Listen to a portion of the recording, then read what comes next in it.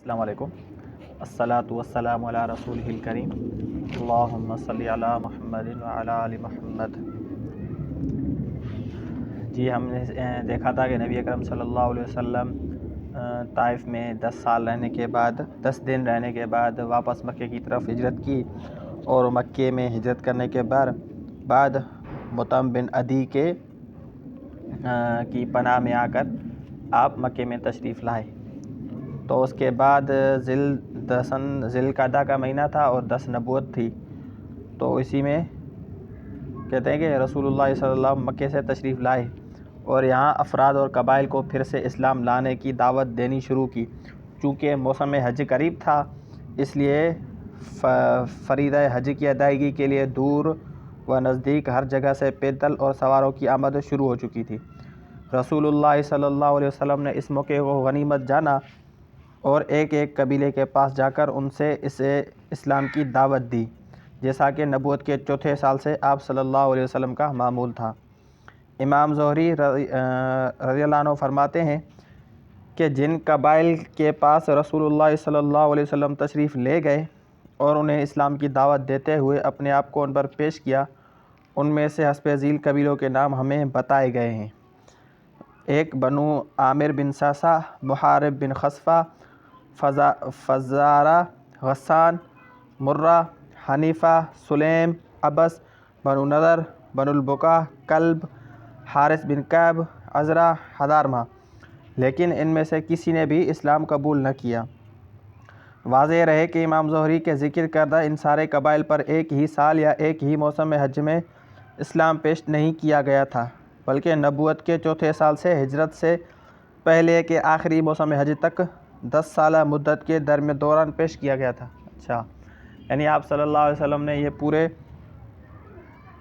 10 سال تک ان کو دعوت دی تھی، لیکن ان میں سے کسی ایک قبیلے نے بھی ایمان نہیں لایا تھا۔ ابن اسحاق نے بعض قبائل پر اسلام کی پیشی اور ان کے جواب کی کیفیت کا بھی ذکر کیا ہے۔ نمبر 1، بنو کلب۔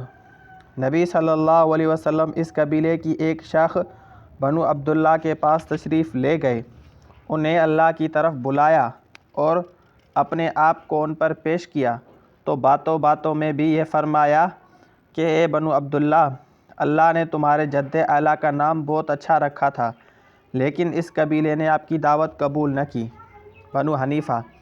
آپ صلی اللہ علیہ وسلم ان کے ڈیرے پر تشریف لے گئے، انہیں اللہ کی طرف بلایا اور اپنے آپ کو ان پر پیش کیا، لیکن ان جیسا برا جواب اہل عرب میں کسی نے بھی نہیں دیا۔